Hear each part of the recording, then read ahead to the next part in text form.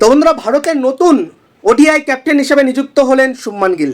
হ্যাঁ বন্ধুরা, আপনারা আর রোহিত শর্মাকে দেখতে পারবেন না ভারতীয় জার্সিতে ক্যাপ্টেন হিসাবে। কিছুক্ষণ আগে ভারতীয় দল কিন্তু অস্ট্রেলিয়ার বিপক্ষে ওডিআই সিরিজ ঘোষণা করেন, ওডিআই যে স্কোয়াড সেটা ঘোষণা করে, এবং ওখানে ভারতের নতুন ক্যাপ্টেন হিসাবে দেখা যায় শুভমান গিলকে। হ্যাঁ বন্ধুরা, Shubman Gill no doubt one of the best player বর্তমানে ইন্ডিয়ান ক্রিকেট টিমে, এবং তিনি কী করেছেন ক্যাপ্টেন হিসেবে আমরা অনেক কিছু জানি। তিনি ইংল্যান্ডে গিয়ে ইংল্যান্ডের বিপক্ষে ভালো খেলেছেন, ওখানে অনেক কিন্তু রেকর্ড করেছেন এবং ভালো খেলছেন বর্তমানে, এবং তিনি ক্যাপ্টেনের যোগ্য দাবিদার, একদম অবশ্যই তিনি পরবর্তীতে ক্যাপ্টেনের দাবিদার ছিলেন। কিন্তু বন্ধুরা, এইভাবে রোহিত শর্মাকে আপনারা খেলাচ্ছেন, কিন্তু আপনারা ক্যাপ্টেন্সি করাবেন না রোহিত শর্মাকে দিয়ে। এটা কিন্তু রোহিত শর্মার জন্য বিশাল বড় আমি অপমান বলবো। কারণ দেখুন, হয়তো ওখানে নতুন আপনারা ক্যাপ্টেন হিসাবে দেখছেন, কিন্তু রোহিত শর্মা আর কতদিনে বা খেলবেন?